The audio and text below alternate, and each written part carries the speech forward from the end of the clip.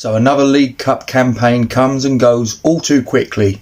West Ham United go out on a penalty shootout 10-9 after a 2-2 draw in 90 minutes. And this wasn't a Blackburn team, let's have it right. They're doing well in the Championship.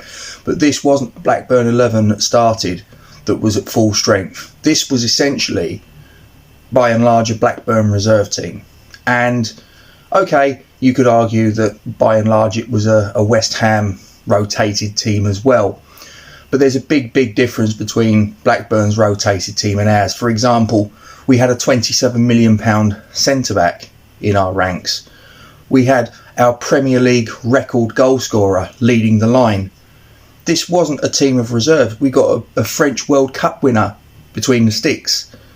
And we've just been turfed out in front of our own fans on a penalty shootout. And this comes obviously in the midst of a Premier League season which is so far falling apart around our ears. David Moyes, it appears, seems, in my view, from where I'm standing, I do question whether he has lost the dressing room, because I don't see players that are busting a gut to try and arrest this slide for him. This is really concerning. I hope he can turn it around, but I'm not altogether convinced that he will, with regret. But I just don't understand. I mean, we've got Italy's number 9 that we've signed. We've got Brazil's number 10 that we've got in. And David Moyes has been backed in the transfer window to the tune of 180 million quid. The third highest budget in the transfer window in the summer in world football. And he's got Brazil's number 10 playing a Steve Lomas type role. Yes, a Steve Lomas type role from Brazil's number 10. Do you want proof of that? Okay, I'll give you it.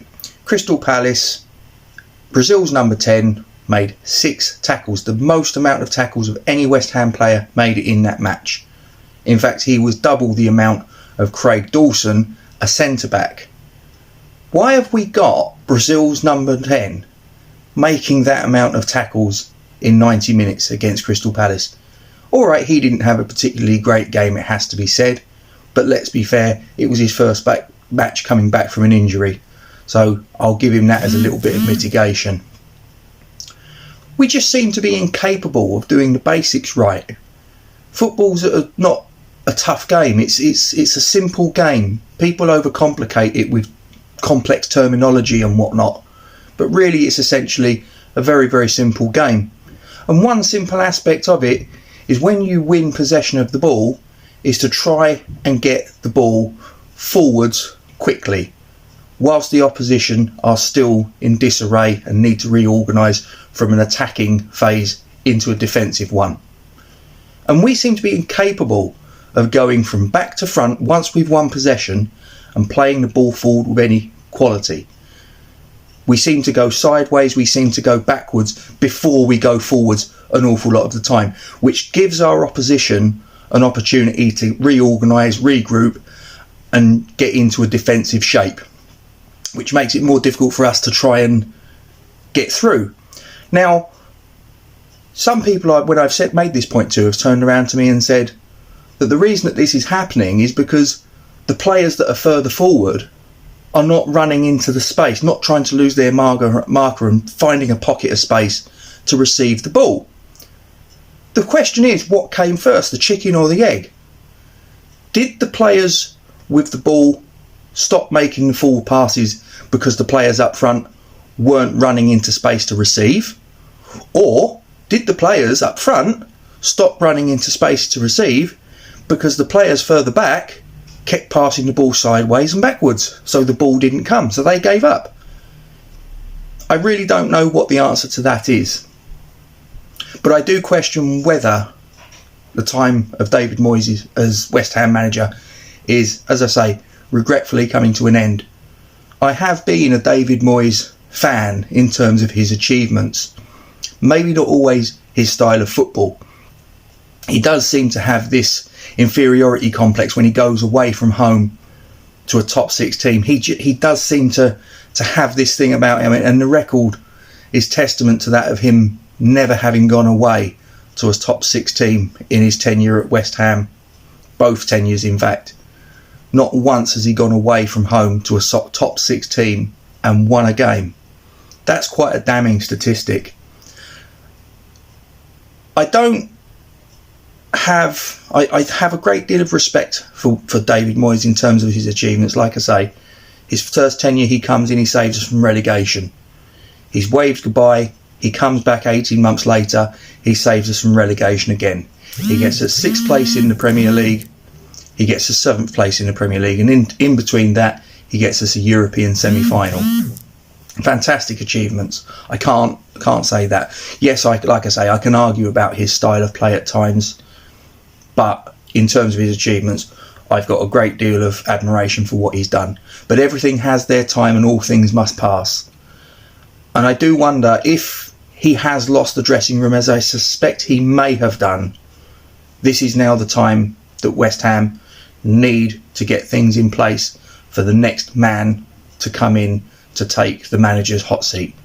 There's many names that are in the frame, two of whom, Thomas Tuchel and Mauricio Pochettino, are the 2 prime examples that I think most West Ham fans would be quite eager to get through the door.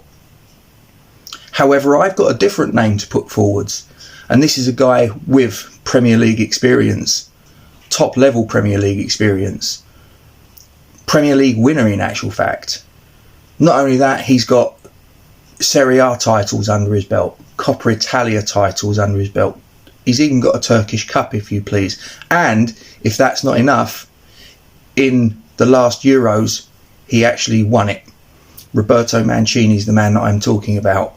Now, it may seem like an ambitious target that I'm putting forwards, but then again, so is Thomas Tuchel and Mauricio Pochettino. I mean, one of whom is a Champions League winner, the other of whom was a runner-up in that very tournament. So we're already talking about ambitious targets when we talk about those two. But I just think that, for me, in my opinion, Roberto Mancini, I think, would get the very best out of Gianluca Scamacca. And it's Gianluca Scamacca at the moment that's looking a shadow of a £35 million player.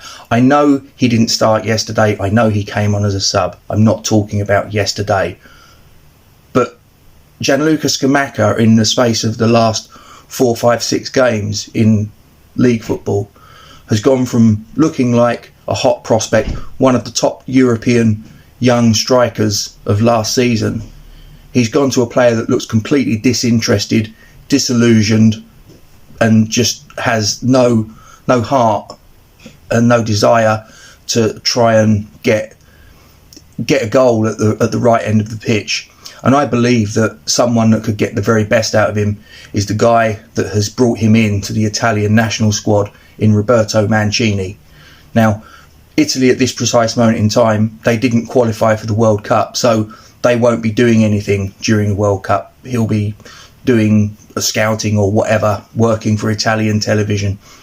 And in my opinion, I think this is the moment that, if the West Ham hierarchy know that David Moyes has lost the dressing room and it's gone, then I think that it would be quite a good idea if the powers that be, Gsbk, Kretinsky, get hold of Roberto Mancini and sound him out and see whether this is something that he would be open to. Now, I don't for 1 minute think that this will come cheap. I know that he will demand quite a hefty salary, and he will probably ask for money in the transfer window, I'm fairly sure.